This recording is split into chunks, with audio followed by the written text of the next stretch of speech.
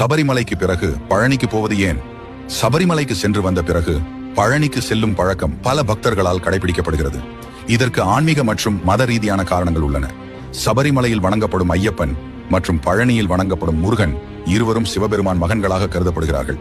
ஐயப்பன் பிரம்மச்சாரி விரதத்தில் இருப்பவர். முருகன் இளமை, பக்தி மற்றும் ஆற்றலின் அடையாளமாக விளங்குகிறார். பழனி புத்துணர்ச்சிக்கு திருத்தலம். பழனி முருகனின் 6 படை வீடுகளில் ஒன்றாகும்.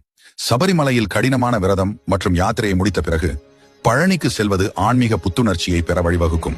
பழனியில் முருகன் தண்டாயுதபாணி வடிவில் ஒரு கையிலே தண்டத்தை பிடித்து துறவி நிலைமையில் காணப்படுகிறார்.